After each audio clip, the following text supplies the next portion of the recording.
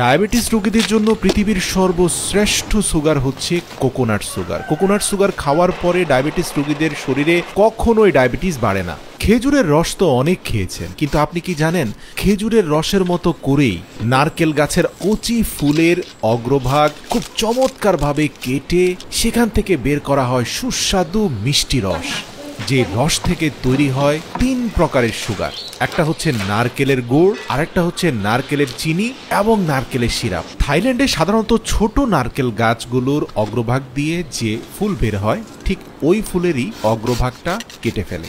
এরপরে একটা শক্তপোক্ত নারকেল পাতা দিয়ে টেনে সেই কাণ্ডটাকে নিচে নামানোর চেষ্টা করে, যাতে খুব সহজেই তারা রস সংগ্রহকারী ঘটিটাকে ভালোভাবে বেঁধে দিতে পারে। একটা ফুল থেকে বেশ কয়েকদিন পর্যন্ত রস সংগ্রহ করা হয়। শেষ পর্যায়ে ফুলের উপরে যে শেল বা বাকল আছে সেটাকে ফেলে দেওয়া হয় এবং তারপরে একটা লালচে রঙের পলিথিন দিয়ে অগ্রভাগ থেকে নিম্নাংশ পর্যন্ত খুব ভালোভাবে বেঁধে দেওয়া হয়। এটা একটা ট্রেডিশনাল প্রসেস। আপনি দেখবেন যে প্রতিদিনই রস সংগ্রহকারী পাত্রটি বেঁধে দেওয়ার পূর্বে ফুলের অগ্রভাগটাকে নতুন করে কিছুটা কাটা হয়, আর যেই মাত্র কাটা হয় তারপরেই স্বচ্ছ মিষ্টি রস পড়তে দেখা যায়। তো দেখা যায় রস সংগ্রহকারী ফার্মগুলো এভাবে বিভিন্ন ছোট ছোট পাত্র থেকে সারা দিনে যে পরিমাণ রস জমে সেগুলোকে এনে একটা বড় বালতির মধ্যে জমা করে। এক একটা ফার্ম থেকে দৈনিক কয়েক মন রস সংগ্রহ করা হয়। প্রিয় দর্শক, বলে রাখি এই পরিবারটি গত 150 বছর ধরে এই নারকেলের রস থেকে গুড় এবং সিরাপ তৈরি করে আসছে। এটা তাদের পারিবারিক ঐতিহ্য। তো শুরুতেই এনে একটা ছাঁকনির সাহায্যে ফিল্টারিং করা হয়, কারণ আপনারা জানেন যে নারকেল গাছের উপরে বিভিন্ন পাতা বা ছোট ছোট নারকেলের ফুল এই রসের সাথে মিশে যেতে পারে, তাই এগুলোকে শুরুতেই ফিল্টারিং করাটা খুব গুরুত্বপূর্ণ। ফিল্টারিং করার পরে শুরু হয় উত্তপ্ত আগুনে এগুলোকে জাল দেওয়া। প্রিয় দর্শক, এই জাল দেওয়ার প্রক্রিয়াটা তারা ধারাবাহিকভাবে 3টি পাতিলে করে, কখনো এই পাতিল থেকে সেই পাতিলে ট্রান্সফার করে এবং উচ্চ তাপে সেগুলোকে জাল করতে থাকে। যখন জাল প্রক্রিয়া চলতে থাকে তখন তার উপরে বাঁশের কঞ্চি দিয়ে নির্মিত এক ধরনের ন্যাচারাল ঝাঁপি উপরে দেওয়া হয়, যাতে অধিক উত্তাপে ফেনা বেরোতে থাকা গুড়গুলো ডানে বামে পড়ে না যায়। এই বাঁশের ঝাঁপি নারকেলের রসের ফেনাকে নিয়ন্ত্রণ করে। দীর্ঘ 20 থেকে 25 ঘন্টা পর্যন্ত জাল দেওয়ার পরে অনেকটা খেজুরের গুড়ের আদলেই আমরা দেখতে পাই যে একেবারে গাঢ় থকথকে নারকেলের গুড় প্রস্তুত হয়ে যায়। তো এগুলোকে একটা ট্রেডিশনাল গ্রাইন্ডারের মাধ্যমে কিছুটা ফোমি শেপে নিয়ে আসার চেষ্টা করা হয়। অধিক ঘূর্ণয়নের ফলে গুড়গুলো রং পরিবর্তন হয়ে ফোমের আকৃতি ধারণ করে, আর গুড়কে জমিয়ে ফেলার জন্য এভাবে অন্তত টানা আধা ঘন্টা থেকে 40 মিনিট পর্যন্ত গুড়ের মধ্যে গ্রাইন্ড করতে হয়। তো প্রিয় দর্শক, এই গ্রাইন্ডিং এর পরে আবার আরেকটা হ্যান্ড ডিভাইস দিয়ে অনবরত সেই গুড়টাকে নাড়াচাড়া করতে হয়। আপনি দেখবেন নাড়তে নাড়তে এক পর্যায়ে সেগুলো স্টিকি হয়ে গেছে, অনেকটা ঘিয়ের মতো মনে হয়। এগুলো দেখতে আসলে খুবই চমৎকার দেখাচ্ছে এবং মুখে দিলে আপনি বুঝতে পারবেন কতটা টেস্টি।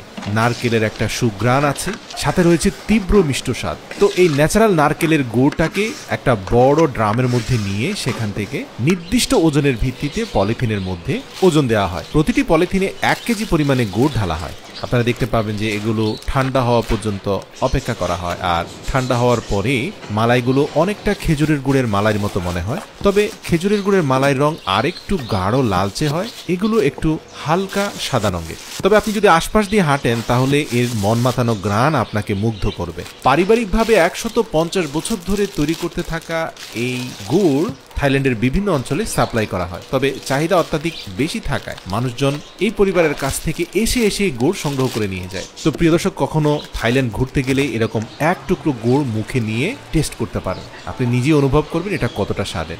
এছাড়াও তারা সিরাপ তৈরি করে। তো সিরাপের ক্ষেত্রে একটা কথা বলি যে জাল প্রক্রিয়াটা অর্ধেক দেওয়া হয়, 20 ঘন্টার জায়গায় 10 ঘন্টা দেওয়া হয়। যথেষ্ট পরিমাণ পানি থাকাকালীন সময়ে এই সিরাপগুলোকে আলাদা একটা পাত্রে নিয়ে এগুলোর গুণাগুণ পরীক্ষা করে সেগুলোকে বোতলজাতকরণ করা হয়।